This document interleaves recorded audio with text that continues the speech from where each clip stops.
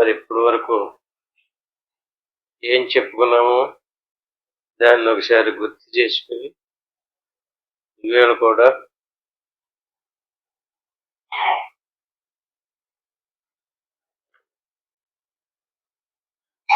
ఒక శ్లోకాన్ని లేకపోతే మంత్రాన్ని ప్రమాణంగా చూపించుకుందాం.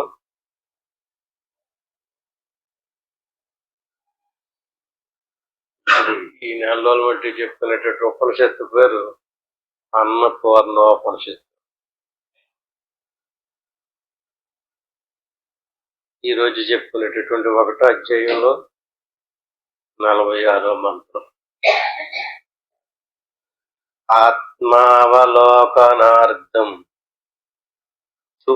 తస్మాత్ సర్వం పరిత్యజేత్.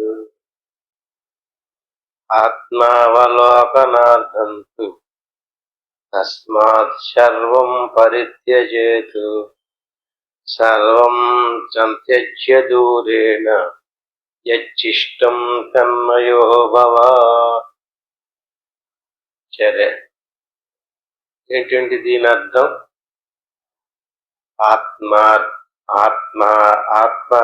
ఆత్మావలోకనార్థం తస్మాత్ సర్వం పరిత్యజేత్. ఇప్పుడు మనం సాధన చేస్తున్నాం, వ్యాసం మీద మనసు పెట్టి అలా చూడమను. ఏంటి దానివల్ల ప్రమాణం, ప్రయోజనం, లాభం ఏంటి? ఇప్పుడు దాకా ప్రతిరోజు కొన్ని చెప్పుకుంటున్నామా, మనకి కొన్ని భ్రాంతులు ఉన్నాయి. ఏంటా భ్రాంతి? దేవుడు మనలో ఉన్నాడు, మనమే దేవుడు, నమ్మకం లేదు కదా. ఎందుకని? మనం దేవుడేటి? దేవుడు అనగానే చాలా గొప్పవాడు, మనం ఏమో చాలా పుట్టి చనిపోతూ బాధలు అనుకుంటున్నాం అని కదా. ఈ రకంగా ఈ స్టార్టింగ్ లోనే భ్రమ పంచవిధోవాతి, ఇలాంటి భ్రమలో 5 రకాల భ్రమలో ఉన్నట్టుగా మనకి శాస్త్రంలో చూపించారు. అంటే నేను, దేవుడు ఇద్దరు వేరు వేరు. దేవుడు సర్వజ్ఞుడు, సర్వశక్తిమంతుడు, ముక్తుడు, జనన మరణాలు లేనటువంటి వాడు. మనము జనన మరణాలతో కూడుకున్నటువంటి వాడు. పుట్టినటువంటి వాడు మరణిస్తాడు, మరణించినటువంటి వాడు మళ్ళీ జన్మ. మనం ఏది చేసినా కర్మ అంటుకుంటాం, ఈశ్వరుడికి కర్మ అంటుకోదు. అలాంటిది జీవేశ్వర భిన్న రూపాయి, వీళ్ళిద్దరూ వేరు వేరు కదా. ఏమిటండి ఈ వేదాలు ఉపనిషత్తులు ఇలా చెప్తున్నాయి, తప్పు చెప్తున్నాయి? ఏంటా తప్పు? జీవుడు ఈశ్వరుడు వేరు వేరు కాదు, ఇద్దరు ఒకటే అని చెప్తున్నాయి. ఇది ఎన్ని యుక్తులు చూపించినా, ఎన్ని ప్రమాణాలు చూపించినా మనకి ఇది నమ్మకం అనిపించటం. కారణం ఏంటి? ఏది మనమని భావన దృఢపడింది? శరీరం నేననే భావన దృఢపడుతుంది. మన స్వరూపం నేను, స్వరూపం చైతన్య స్వరూపం, చైతన్య స్వరూపమే ఆత్మ, ఆత్మస్వరూపమే నేను. అలాగే ఈశ్వరుని యొక్క వాస్తవ స్వరూపం చైతన్యమే. ఆయన ఆత్మ పరమాత్మ స్వరూపం. ఆత్మ పరమాత్మ రెండు చైతన్య స్వరూపాలు. చైతన్య స్వరూపానికి బ్రహ్మము అని పేరు. శుద్ధ బ్రహ్మము, నిర్గుణ బ్రహ్మము అంటారు. అటువంటి నిర్గుణ బ్రహ్మమునకు ప్రకృతితో కూడినటువంటి ఆకారం, దాన్ని సగుణ బ్రహ్మము అంటారు. అంటే ప్రకృతి జడం. కేవలం జడమైనటువంటి ప్రకృతిని ఆరాధించడం వల్ల ఏ రకమైన ప్రయోజనం ఉండదు. అంచేది కేవలం శుద్ధమైనటువంటి చైతన్యాన్ని ధ్యానించడం వల్ల మోక్షం పొందుతాడు. మధ్యలో ఇంకొకటి ఉంది, సగుణ బ్రహ్మము. అంటే కేవలము జడము కాకుండా, కేవలము చైతన్యాన్ని కాకుండా రెండింటినీ కలిపి భావన చేసి ఆరాధించేటటువంటి వాడికి జన్మ మరణాలు కలుగుతూ ఉంటాయి. చేసినటువంటి పనులను బట్టి పాపపుణ్యాలు ఏర్పడతాయి. ఎన్ని శాఖలో? సగుణ బ్రహ్మము, నిర్గుణ బ్రహ్మము, కేవలము జడము. జడం కేవలం, జడం అంటే అనాత్మ. అంచేత ఇప్పుడు మనం అనాత్మ, జడమ, లేకపోతే ప్రకృతిలో కలిసిపోయినటువంటి స్వరూపమా? దీన్ని విచారణ చెయ్యాలి. విచారణ చేసి ఇది తెలియాలంటే ఎక్కడికి వెళ్ళాలి? మన స్వరూపం చైతన్యం అంటున్నారు కదా, ఎక్కడి దాకా వెళ్ళాలి? యావత్ సర్వం నా సంత్యక్తం తావదాత్మాన లభ్యతే. ఈ జన్మే కాదు, మళ్ళీ వచ్చిన జన్మలో కూడా, ఈ లోకంలోనే కాదు, ఏ లోకంలోకి వెళ్ళినా సరే ఇంకా యావత్ సర్వం నా సంత్యక్తం అంటే అనాత్మకు సంబంధించినటువంటి, జడానికి సంబంధించినటువంటి, దృశ్యానికి సంబంధించినటువంటి యావత్ సర్వం కించిత్తు కూడా పట్టుకోకూడదు. మనం ఏం చేయాలి? వదలాలి, త్యాగం చెయ్యాలి. యావత్ సర్వం నా సంత్యక్తం తావదాత్మాన లభ్యతే. నీకు ఆత్మదర్శనం కాదు, నీకు దేవుడి సాక్షాత్కారం అవడు, నీ కర్మ నశించదు, ఈ కైవల్యం రాదు, ముక్తిని పొందలేవు, మోక్షాన్ని పొందలేవు. ఎప్పుడు దాకా? సర్వవస్తు పరిత్యాగే. సర్వవస్తు పరిత్యాగే అంటే దీన్ని ఎలా తీసుకున్నారంటే అండి, భార్యను వదిలేసి, భర్తను వదిలేసి, ఇల్లు వదిలేసి, డబ్బు బంగారం వస్తు సాముదాయం అంతా ఆళ్ళకి పంచిపెట్టేసి త్యాగం చేసేస్తే అప్పుడు మోక్షం వస్తుందా? దీని అర్థం ఏంటి? సర్వవస్తు పరిత్యాగే శేష ఆత్మేతి ఖచ్చితం. మన సాధనలో కూర్చున్నాం, శ్వాసను చూస్తూ లోపల చూడమన్నాం, సోహం బాబైన పూజ చేస్తాం. అలా కూర్చున్నప్పుడు మనసు ఏయో విషయాలను తీసుకొస్తుంది. చాలాసార్లు చెప్పుకున్నాం, మన మనసుకు ఒక లక్షణం ఉంది. అంటే మనసుని చిత్ జడ గ్రంథి అంటారు. ఒక రకంగా ఇదే సగుణ బ్రహ్మము. కేవలం మనసు జడం, కేవలం ఆత్మ చైతన్యం. ఆత్మ యొక్క ప్రకాశం మనసులో ప్రతిబింబిస్తుంది. అంటే మనసు జడము కాదు, చైతన్యము కాదు. మరేమైంది? మనసు జడమైతే తెలివి ఉండకూడదు, దానికి జ్ఞానం ఉండకూడదు. జ్ఞాన స్వరూపం అయితే ఆత్మస్వరూపమే ఇంకా కాదు. రెండు వస్తువులు మిశ్రమమైంది. అంటే ఆత్మ యొక్క ప్రకాశం మనసులో పడి ప్రతిబింబిస్తుంది. దీన్ని వెష్టిలో చిదాభాస అంటాం, లేక ఎరుక అంటాం. అంటే ఆ మనసులో ప్రతిబింబించినటువంటి ప్రతిబింబానికి ఎరుక అంటారు. మరి వెష్టి మొత్తం సమిష్టి అంతటిలోనే ప్రతిబింబించినటువంటి ప్రతిబింబానికి పరబ్రహ్మము అంటారు. ఈ చిదాభాస లోపల అంటే ఎరుకకు లోపల ఉన్నటువంటి ఆత్మ, పరబ్రహ్మానికి లోపల ఉన్నటువంటి ఆత్మ బ్రహ్మము. దాన్ని శుద్ధ బ్రహ్మము అంటారు. ఈ రకమైనటువంటి ఆ శుద్ధ బ్రహ్మమును లేక పరమాత్మను లేక ఈ ప్రత్యేగాత్మను దర్శించాలంటే ఏం చెయ్యాలి? యావత్ సర్వం నా సంత్యక్తం. సాధనలో ఏది వచ్చినా సరే, అక్కడికి దేవుడు వచ్చినా సరే, బాబు నీకు నమస్కారం పెడతాను, నువ్వు పక్కకు తప్పుకోండి, నాకు దారి ఇచ్చేయండి అనాలి.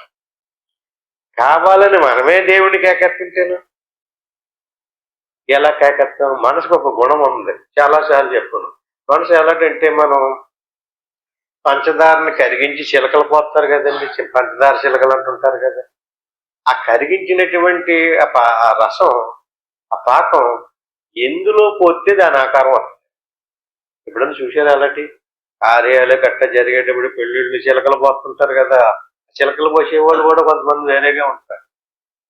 అంటే ఎందులో పోతే పాకం పెట్టి ఆ ఆకారం వచ్చేస్తుంది. దాన్ని చిలకాకారము, ఎలకాకారము, ఏ ఆకారం కావాలంటే రాధాకృష్ణుల బొమ్మ కావాలన్నారు అనుకోండి, చక్కగా రాధాకృష్ణుల బొమ్మ వచ్చేది. సీతారాముల బొమ్మ అయితేనా, పార్వతీ పరమేశ్వరుల బొమ్మ, అవి రావా? అదేంటండి అవి బాబు దేవుడి బొమ్మలు అంటే, దేవుడి బొమ్మలైనా ఒకటే, చిలకైనా ఒకటే, ఎలకైనా ఒకటే. ఎలకలోని పంచదారే, చిలకలోని మరి రాధాకృష్ణులో అది వేరే పదార్థమా? మరి పార్వతీ పరమేశ్వరులో ఎన్ని మనసు తయారు చేసినటువంటి రూపాలు, అన్ని రూపాలలోనే ఉన్నటువంటిది పాకమే. అంటే మన మనసు అలాంటిది. మనం దేనిని అనుకుంటామో, రాధాకృష్ణులు అనుకున్నాం అనుకోండి, వెంటనే రాధాకృష్ణుల యొక్క ఆకారం ధరిస్తుంది. సీతారాములు అనుకున్నాం కదండి, బ్రహ్మాండంగా సీతారాముల ఆకారం ధరిస్తుంది. పార్వతీ పరమేశ్వరులు అనుకుంటేనే పార్వతీ పరమేశ్వరుల యొక్క ఆకారం ధరించదు. కుక్క అనుకోండి, కుక్క ఆకారం ధరించదు. కోతి అనుకోండి, కోతి ఆకారం ధరించదు. ఏంటండి ఎంత మహత్యం ఉందంటండి మనసులోని. ఏది అనుకుంటామో ఆ ఆకారం ధరించదు. ఇప్పుడు మనకి ఆ ఆకారం ఎంతవరకు ధరించాలో అంతవరకు నీకు ఆత్మసాక్షాత్కారం. అది మనకి వేదం చెప్పేటటువంటి సీక్రెట్. యావత్ సర్వం నా సంత్యక్తం. అది మంచి రూపమైనా ఒకటే, చెడ్డ రూపమైనా ఒకటే. ఏ రూపం ధరించినా సరే నువ్వు ఇంక ఇవతల పక్కనే ఉన్నావు, అనాత్మలోనే ఉన్నావు, జడమలోనే ఉన్నావు. అంచేత ఏం చెయ్యాలి? ఎంతవరకు మనసు దృశ్యాన్ని ధరిస్తూ ఉంటుందో మనకు ఆనందం అయిపోద్ది. మనసులో చెప్తుంటారు కదా కొంతమంది, నాకు రాముడు ప్రత్యక్షమయ్యాడు, కృష్ణుడు ప్రత్యక్షమయ్యాడు. ఎక్కడి నుంచి వచ్చారండి వాళ్ళు? నేను దేవుని చూసేసాను అంటుంటాడు, దేవుడితో రోజు మాట్లాడేస్తున్నాను అంటుంటాడు. అదంతా ఏంటది? భ్రాంతి. ఆ ఆకారాలను కల్పించింది మన మనసే. ఆకారాలను వదలాలి. యావత్ సర్వం ఇది అది అని కాదు. ఆవాకారం వచ్చినంతే, కుక్క ఆకారం వచ్చినా సరే, పండితుడు ఆకారం వచ్చినా సరే, ఏ ఆకారం వచ్చినా సరే, తావత్ తావదాత్మాన లభ్యతే. ఎంతవరకు మనసు ఆకారాన్ని ధరించిందో అంతవరకు ఆత్మ లభించదు. ఆత్మ నీకు తెలియబడదు, నీకు కర్మ నశించదు. నీకు జన్మరాజ్యం కలగాలి అంటే ఏమని? సర్వవస్తు పరిత్యాగే. మనసు ధరించేటటువంటి అంటే సర్వవస్తు పరిత్యాగ అంటే యువతల వస్తువులను వదిలేమనకండి. ఇక్కడ చూడండి, మనసు ఏ ఆకారాన్ని అనుకుంటే ఆ వస్తువు యొక్క ఆకారం ధరిస్తుంది కదా. అసలు మనసు ధరించడానికి మూల కారణం ఏంటి? ఈశ్వర సృష్ట పదార్థం. వస్తువులన్నీ ఎక్కడున్నాయి? బయట ఉన్నాయి. ఆవులు, గేదెలు, మనుషులు, పశువులు, ఈ ఆకారాలన్నీ ఎక్కడున్నాయి? ఈ ఆకారాలు తయారు చేసినటువంటిది సగుణ బ్రహ్మములోని మనసు చేసింది పని. దాన్ని ఈశ్వర మనసు అంటాం. మన పరిభాషలో బ్రహ్మదేవుడు అంటాం. అంటే బ్రహ్మదేవుడు సమస్త దృశ్యాన్ని సృష్టించాడు అనమాట, కల్పన చేశాడు. బ్రహ్మదేవుడు లేనప్పుడు ఈ కల్పన లేదు, ఈ వస్తువులు లేవు. బ్రహ్మదేవుడు వచ్చాకనే ఈ కల్పన వచ్చింది. బ్రహ్మదేవుడి చేత కల్పించబడినటువంటి దృశ్య సముదాయాన్ని ఆ సగుణ బ్రహ్మలోనే అంటే ఈశ్వరులోని బుద్ధి పోషించు. దాన్ని మహావిష్ణువు అంటారు. ఆ ఈశ్వరులోని అహంకారం దాన్ని లయించారు, దాన్ని రుద్రుడు అంటారు. అంటే త్రిమూర్తులు ముగ్గురి విశ్వాన్ని నడుపుతున్నారు. అంచేత ఈశ్వరుడు చేత సృష్టించబడినటువంటి వస్తువుని నువ్వు త్యాగం చేస్తే జీవించడానికి అవకాశం లేదు. అన్నం ఈశ్వర సృష్టి, మానెత్తిన బ్రతకలేడు. నీళ్లు ఈశ్వర సృష్టి, మనం తినేది తాగేది మన వస్తువులన్నీ, మన భార్య ఈశ్వర సృష్టి, మన శరీరం ఈశ్వర సృష్టి, మన పిల్లలు ఈశ్వర సృష్టి, గేదెలు, ఆవులు, మనుషులు, బంగారం, ఏంటి అన్ని ఈశ్వర సృష్టి. మనం కట్టుకునేటువంటి బట్టలు, వస్తువులు, వాహనాలు ఈశ్వర సృష్టి. అవి త్యాగం చేస్తే ఈశ్వర సృష్టిలో పదార్థాన్ని త్యాగం చేయమంటం లేదు. మన మనసు కల్పించేటటువంటి మనసు జీవుడి చేతిలో ఉంది. జీవుడి చేతిలో ఉన్నటువంటి మనసు కల్పన చేసేటటువంటి సర్వవస్తు పరిత్యాగే. ఏది మనసు ద్వారా కల్పన చేయనివ్వకూడదు. మనసు ద్వారా కల్పన చేయకుండా ఆపి చేసేస్తే శేష ఏం మిగులుతుంది? ఇంకా శేషం అంటారు కదా, మిగిలింది ఏంటి? ఆ మిగిలింది ఏదో ఆత్మేతి గచ్చిది, అదేరా ఆత్మ అంటే అంటున్నాడు. మనసులో ఉన్నటువంటి దృశ్య సముదాయాన్ని అంతటిని తొలగించేస్తే ఇంక శేషం మిగిలింది కదా, ఆ మిగిలింది ఏదో అదే దేవుడు. ఇప్పుడు చెప్పండి, దానికి ఏం ఆకారం ఉంది? ఏ రూపం ఉంది? రూపనామరహితమైనటువంటి చిదానంద స్వరూపం. శివోహం శివోహం, అహం నేను సచ్చిదానంద స్వరూపాన్ని, ప్రత్యేగాత్మ స్వరూపాన్ని, పరమాత్మ స్వరూపాన్ని, ప్రత్యేగాత్మ పరమాత్మల ఏకత్వమైనటువంటి బ్రహ్మమ స్వరూపం. బ్రహ్మమే మన స్వరూపం. అహం బ్రహ్మస్మి. అయమాత్మ బ్రహ్మ, నేను బ్రహ్మమే కాదు, అందరిలో ఉన్నటువంటి ఆ ఆత్మస్వరూపమే బ్రహ్మం. ఇది ఎంతవరకు నువ్వు అనుమానికి తెచ్చుకోలేదు, ఎంతవరకు నీకు తెచ్చుకోలేదు, అంతవరకు నిన్ను కర్మ అంటాడుతుంది. కర్మను అనుభవింపజేసేవాడు ఎవడంతకని? జీవుడు కర్మ చేస్తున్నాడండి. జీవుడికి చేసినటువంటి కర్మలకు ఫలితాన్ని ఇచ్చి ఆ ఫలితాన్ని అనుభవింప చేసేవాడు ఎవరంతేనే మళ్ళీ ఈ సృష్టిని సృష్టించినోడు ఉన్నాడు కదా ఆయన. చూసారండి, ఇద్దరు, జీవుడు ఈశ్వరుడు. ఈయన గారు కర్మ చేస్తే ఈశ్వరుడు ఆ కర్మకి ఫలితాన్ని ఇచ్చి ఆ ఫలితాన్ని మన చేత అనుభవింపజేస్తున్నాడు. స్వర్గానికి తీసుకెళ్లేవాడు, నరకానికి తీసుకెళ్లేవాడు, వైకుంఠానికి తీసుకెళ్లేవాడు ఎవరు పంపిస్తున్నారు అక్కడికి ఇక్కడికి? మంచి మంచి మహారాజు శరీరాలు, మంచి మంచి రాణి గారి శరీరాలను ఇచ్చినటువంటి వాడు ఆయనే. దేని బట్టి? మనం పట్టుకెళ్ళినటువంటి టిక్కెట్ డబ్బు బట్టి ఎలాగైతే మనకి మంచి రిజర్వేషన్ లో కుర్చీలో కూర్చోబెడతారో అట్టి మాదిరిగా ఈ తిప్పేవాడు ఆయనే. అందుచేత నిరంతరము నాయన బాబు దృశ్యాన్ని అవలోకనం చేయకు అని అర్థమైంది మాట. ఆత్మావలోకనార్థంతో అందుకు నువ్వు నిరంతరం ఆత్మను గురించే ఆలోచించు, ఆత్మను గురించే ధ్యానించు, దృశ్యాన్ని గురించి ఆలోచించకు, దృశ్యాన్ని తలపుకు తెచ్చుకోకు. ఎలాంటి దృశ్యమైనా సరే బంధకారణం.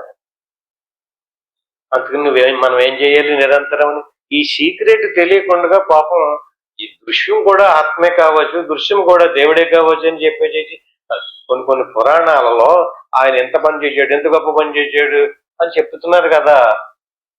నమ్మేం మనం. సరే, ఆయన చక్కగా గుళ్ళు కట్టి పూజించేస్తాం, మంచిదే. ఏం కలిగితే అక్కడ? పుణ్యం వస్తుంది, పుణ్యానికి స్వర్గం వస్తుంది. శాస్త్రం ఏం చెప్తుంది ఇక్కడ?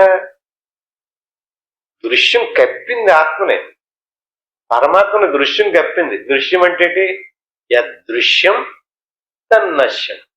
బాగానే చెప్పారు. దృశ్యం దృశ్యం పదే పదే దృశ్యం అంటున్నారండి. దృశ్యం అంటే ఏంటండి? అది సమాధానం. నశించేది ఏదో అది దృశ్యం. ఎలాగా? ఏంటి మాట చెప్పండి. నశించకూడదు, నశింతేనో ఎలాంటిదైనా సరే నశించింది కదండి, అది ఆత్మ కాదు. నశ్యం యదృశ్యం తన్నశ్యం. నశించిపోయేది. చూడండి, విశ్వంలో ఎవరెవరో మహానుభావుల శరీరాలు వేసుకుని వచ్చారు. ఏమైనాయి? ఆ దృశ్యం పోయిన శరీరం కాదు. అందుకనే భగవద్గీతలో అని అంటాడు, నేను ధరించిన ఈ ఆకారం దృశ్యం. ఇది మీకు కంటికి కనబడుతుంది, వ్యక్తం. దీని ఇలా కనిపించేటటువంటి వ్యక్త స్వరూపాన్ని కాదు, అవ్యక్తం. వ్యక్తం కాదు నా స్వరూపం. ఎందుకని? ఆత్మ, పరమాత్మ, బ్రహ్మము. మీరు ఏ దేవుణ్ణైనా సరే ఆరాధించండి, కానీ ఆ ఆకారం లోపల ఉన్నటువంటి చైతన్యాన్ని అవలోకనం చేయండి. ఏమన్నా అర్థమైందా?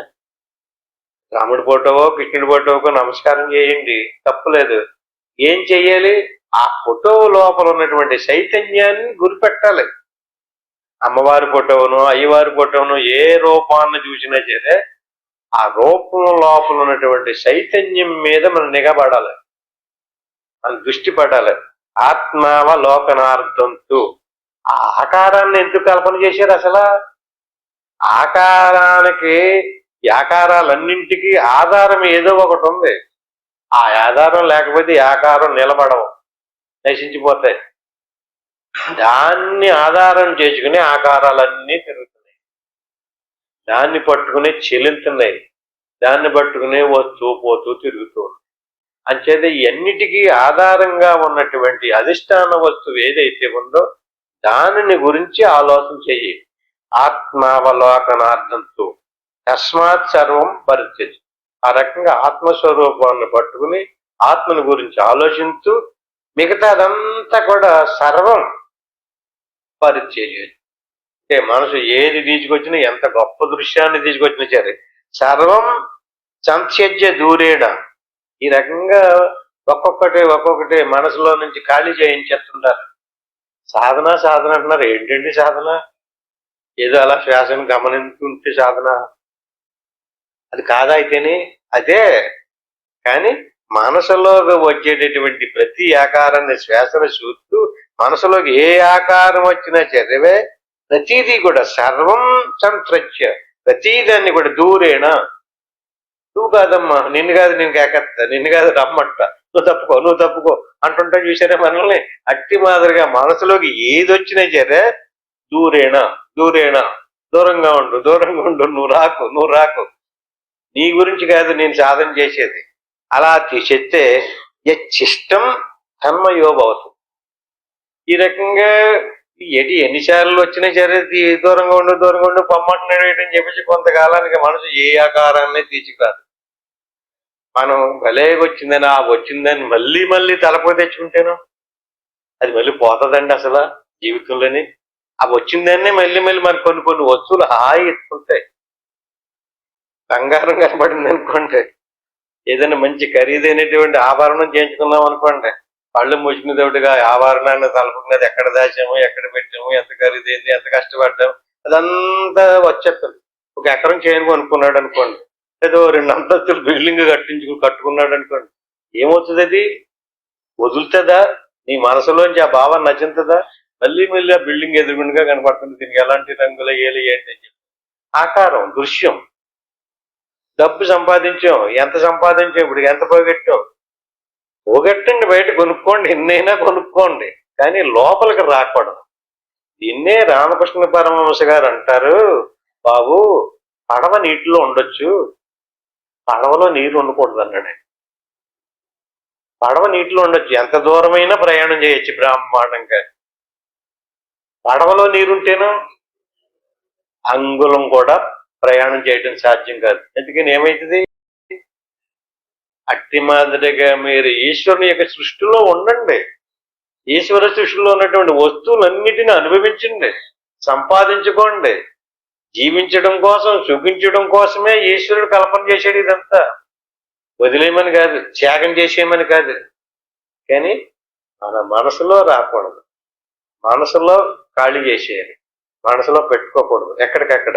ఈ రకంగా ఎవడైతే మనసులో ఉన్నటువంటి దృశ్యాన్ని అంతటినీ కూడా దూరం చేసేసుకున్నాడో అప్పుడు మనసు స్వచ్ఛమైపోతుంది, నిర్వికారం అయిపోతుంది, నిశ్చలం అయిపోతుంది. అటువంటి నిశ్చలమైనటువంటి స్థితి ఏర్పడింది అనుకోండి, అటువంటి శుద్ధమైన మనసు ఎవరికి ఏర్పడిందో, మనలో కొంతమంది అంటున్నారు కదా, అలా ఉండగా కొంచెం మనసు నిరాకారం అయిందండి, అప్పుడు పులకరించిపోయిందండి, ఆనందం అయిపోయిందండి అంటున్నారు కదా. శాస్త్రం చెప్తుంది దాన్ని తన్మయోభవ, తన్మయత్వం ఏర్పడుతుంది. ఎక్కడ మనసులో దృశ్య సముదాయం నశించిందో అప్పుడు మనకు ఒక రకమైనటువంటి తన్మయత్వం ఏర్పడుతుంది. శ్వాస సన్నగిలేటప్పటికే మనకి తన్మయత్వం ప్రారంభమవుతుంది. శ్వాస పూర్తిగా ఆగిపోయింది అనుకోండి, మనసు ఆగిపోతుంది. మనసులో ఉన్నటువంటి దృశ్యాలన్నీ తీసేసారనుకోండి, తన్మయత్వం ఏర్పడుతుంది. సీక్రెట్ ఏం లేదు. ఈ రకంగా శాస్త్రం ఉన్నది ఉన్నట్టుగానే బోధిస్తుంది. కానీ ఎందుకో కొంతమంది పెద్దలు మనల్ని మోసగిస్తున్నారు, దృశ్యం వైపుకి మళ్లించేసారు మనల్ని అందరినీ కూడా. వేదం ఏం చెప్తుందో, ఉపనిషత్తు ఏం చెప్తుందో దాన్ని చెప్పకుండా దృశ్య సముదాయానికి చెప్పారు. యద సమాహిత నిత్య తృప్త యదా భూతార్థ దర్శిని బ్రహ్మన్ సమాధి శబ్దేన పరా ప్రజ్ఞోష్యతే బుధి. నీకు ప్రజ్ఞ ఉంటే, నీకు బుద్ధి ఉంటే, నీకు తెలివి ఉంటే, ఈ జ్ఞానానికే బుద్ధి అన్నారు, దీన్నే ప్రజ్ఞ అన్నారు. అంతేగాని బాగా శ్లోకాలు నేర్చుకుని, కథలు నేర్చుకుని చెప్పితే ఏం ప్రజ్ఞ అండి, ఏం చెప్తామండి, ఏం తెలివి అండి అంటున్నారు కదా. ఏమన్నాడు ఇక్కడ? బ్రహ్మాన్ సమాధి శబ్దేనా, అంటే ఇంద్రియాలన్నీ అణిగిపోయిన తర్వాత దృశ్యరహితమైనటువంటి నిర్వికారమైనటువంటి అశుద్ధ బ్రహ్మ సాక్షాత్ ఆత్మ దర్శనం, ఆత్మ సాక్షాత్కారం ఎక్కడ కలిగిందో బ్రహ్మాన్ సమాధి చెప్తేనా, ఆ సమాధిలో కలిగినటువంటి ఆ నిర్వికల్పపు స్థితిని బ్రహ్మాన్, ఆ స్థితిని పొందినటువంటి వాడికి బ్రాహ్మణుడు. బ్రహ్మ జ్ఞానంతు బ్రాహ్మణ, ఆ జ్ఞానం కలిగింది. పురాణాల కథలు నేర్చుకునేటువంటి వాడిని బ్రాహ్మణుడు అనలేదు. బ్రాహ్మణ్ సమాధి శబ్దేన పరా ప్రజ్ఞోష్యతే బుధి. వాళ్ళు బుధులు, వాళ్ళు బుద్ధిమంతులు. ఏ జ్ఞానం కలిగినటువంటి వాడు, ఏ స్థితిని పొందినటువంటి వాడు సమాహిత నిత్యతృప్త, నిత్యము అన్ని ఇంద్రియాలన్నింటినీ సమాహితపరుచుకొని ఎవడైతే తృప్తి పొందాడో అటువంటి వాడికే ఈ దర్శనం కలుగుతుంది. బయట ప్రపంచానికి తెలియాల్సిన అవసరం మనకేంటండి? నువ్వు ఊరందరికీ తెలియాలా? నువ్వు భజన చేసుకుంటూ బొట్లు పెట్టుకుని దండలు వేసుకుని ఈదుల మీద తిరుగుతున్నావు అంటే ఎంత బాగా పాడాడండి, ఎంత అందంగా ముస్తాబు చేసుకున్నాడండి అంటారు కదా. గంగిరెద్దుని తయారు చేసినట్టుగా శరీరాన్ని గంగిరెద్దు ఆకారం అయ్యేలా ఎవరిని సంతోషపరచడానికి, అది ఊళ్ళో వాళ్ళని సంతోషపరచడానికి. బాగా పాడితే పాటలు పెడితే అందరూ మెచ్చుకుంటారు కదా. ఇతరుల కథ నీకెందుకు, నీ గురించి చూసుకో, నీ గురించి ఆలోచించు. రేపు చనిపోవటం ఖాయం. డబ్బు అందరికీ శాపత్తది కానండి, నాకు మాత్రం రాదండి అని ఎవరన్నా ఒకటి చెయ్యొద్దండి. అందరికీ సాగు కనిపెట్టుకున్నాం. మన జీవితం మరణంలోకే ప్రయాణం చేస్తుంది. రేపు మరణిస్తాం, మరణించిన తర్వాత మరి గోతులో పడిపోతలేదు. ఈ జ్ఞానం ఇంత సులభంగా జ్ఞానం తెలిసి కూడా పాటించకపోతే, తెలిసి కూడా అనుసరించకపోతే ఎవరిని మోసగించినట్టు? ఎవరిని? దేవుణ్ణా? జనాలనా? కాదు, జనాలనే మోసగించడం లేదు, దేవుడిని కాదు, తననే మోసగించుకుంటున్నాడు. అతను తనను తానే మోసగించుకుంటున్నాడు. అసూర్యా నామతే లోక అందేన తమసావృత తాము తే ప్రేక్షావిగచ్చంతి ఏకేశాత్మ హనో జనా. ఈ రకంగా తనను తాను మోసగించుకునేటటువంటి వాడికి ఎంత శుక్ల యజుర్వేదం అండి 40వ అధ్యాయంలో మంత్రం ఇది. ఏంటి? అసూర్యా నామతే లోక అంటే తనను తాను మోసగి, ఇతరులనే కాదు, దేవుణ్ణి కాదు, తనను తాను మోసగించి యాసాలు వేసుకుని ఇతరులను భ్రమింపజేస్తూ ఎవడైతే చనిపోయాడో అసూర్యా నామతే లోక. వీళ్ళకి ఒక లోకం ఉందట, ఈశ్వరుడు సృష్టించేటట్టుంది.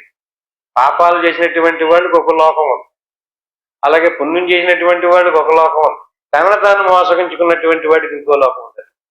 అసూర్యా నామతే లోక అందేన తమసావత. అక్కడ సూర్యుడు ఉదయించడట, చంద్రుడు ఉండడట. ఆ లోకంలోకి వెళ్ళినటువంటి వాడికి ఎదురుకుండగా ఏ వస్తువు వచ్చిందో కూడా కనపడదట. అందేన తమసావృత అంటే తమస్సు అంటే చీకటి లోకం, గాఢాంధకారమైనటువంటి చీకటి. ఆ లోకంలోకి తీసుకెళ్తారట ఇతన్ని. చూడండి ఎంత శాస్త్రాలని ఎంత గుచ్చు మనకు భయం లేదు. ఏమో అప్పుడు చూద్దాం లేదు అనుకుంటాడంతే. అందేన తమసావృత సాముతే ప్రేక్షాభిగచ్చంతి అంటే ప్రేతాత్మనే అక్కడికి ప్రవేశపెడతారు. గచ్చంతి ఆ చీకటి లోకంలో వదిలేస్తారు. అందులో తిరగవలసిందే. ఎదురుగుండగా ఏం వచ్చిందో తెలదు, ఏం తినాలో తెలదు, ఏం తాగాలో తెలదు, ఎవరితోటి మాట్లాడాలో తెలదు, ఏ విధమైనటువంటి ప్రయోజనం లేనటువంటి లోకం. అలాంటి లోకంలోకి వెళ్ళిపోయాడు అనుకోండి, ఎంత దారుణం. అలాంటి లోకం పశుపక్షాదులు వెళ్ళవు. ఇందుకని నెక్స్ట్ జన్మలోకి వచ్చేస్తాయి. మనిషి వెళ్తాడు అందులో. ప్రతి మనిషి తనను తానే మోసగించుకుంటాడు. తెలిసినా సరే నాకు తెలిసి అంటాడు అంతే. శాస్త్రం ఏం చెప్తుందో దాని మీద గురి పెట్టి ఉన్నాడు. అందుచేత నిరంతరము సమాహిత నిత్యతృప్త యథాభూతాదర్శిని. ఈ ప్రాణికోటికి అంతటిలోనూ ఏ చైతన్యం ఉందో అందరినీ చూడండి. అలాగా వాళ్ళు ఎలా కదులుతున్నారా బొమ్మలన్నీ. ఏనికి జడాలి కదా, ఏముంది అందులోని? ఏగ, దోమ, ప్రతి దాంట్లోని చైతన్యం పొట్టొచ్చినట్టు కనపడుతుంది. ఆ చెట్టులోని పొట్టలోని చైతన్యం లేని వస్తువు ఉంది అసలు. అటువంటి చైతన్యాన్ని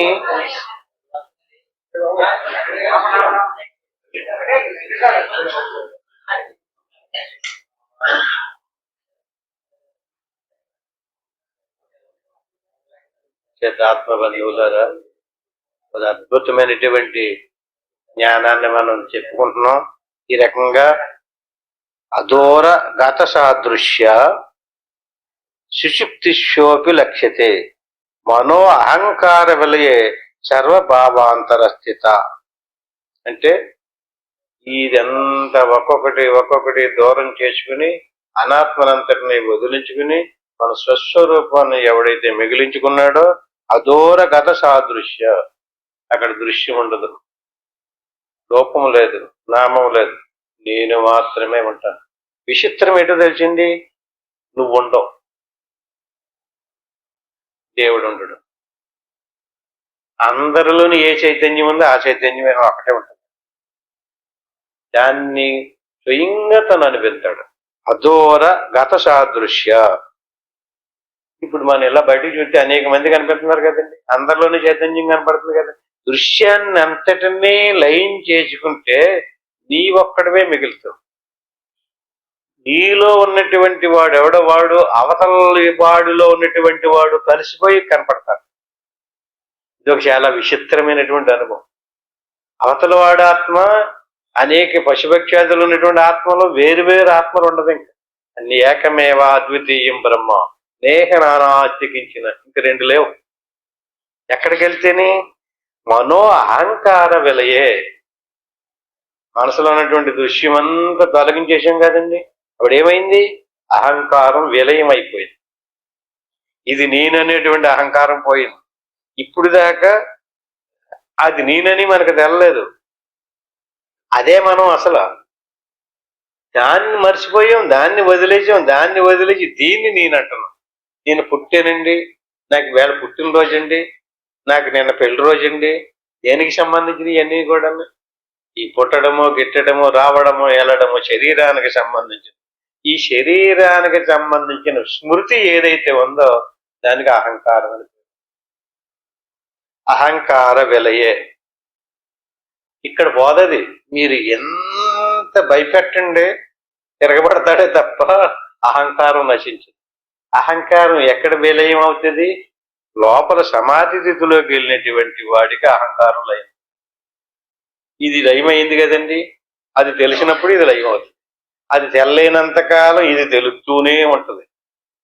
ఇది తెలుస్తుంటే దీన్ని నేను అంటూనే ఉంటాడు. నేను మీ మీద కొంచెం గొప్ప ఉండండి అంటాడు, నేను కొంచెం పెద్దోండి అంటాడు, నాది మంచి కులం అంటాడు, మాది ధనవంతులం అంటాడు, కులవంతులు అంటాడు, నాది బ్రాహ్మణ కులం అంటాడు, క్షత్రియ కులం అంటాడు.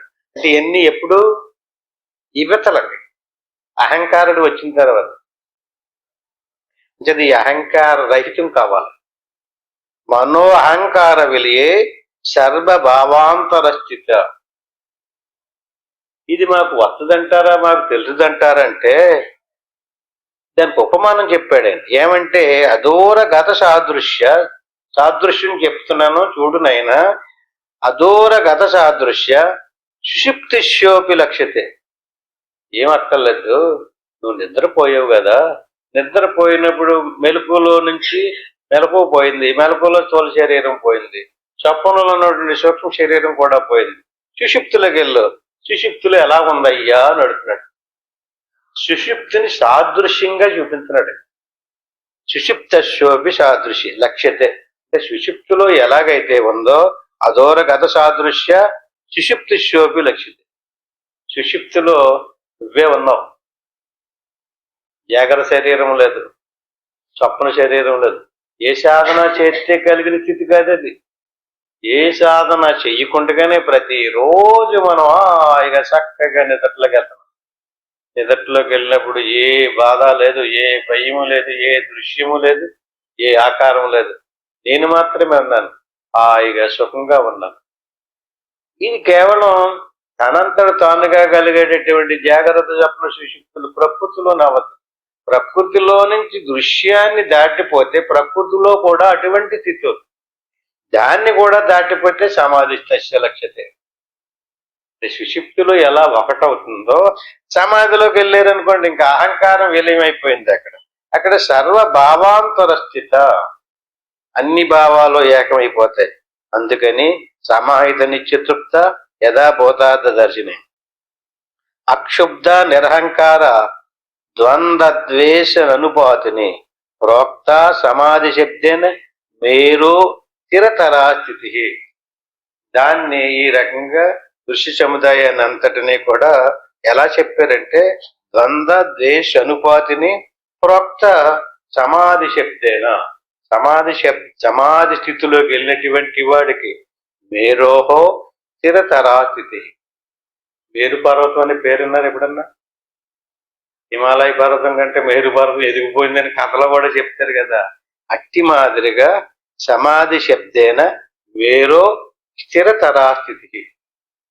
తుఫానులకి గట్టి చెలించదు మేరు పర్వతం, స్థిరంగా ఎలాగైతే ఉంటుందో అట్టి మాదిరిగా నీ భావన, నీ అనుభవం, నీ స్థితి మేరు పర్వతంలాగా నిలబడిపోవాలంట.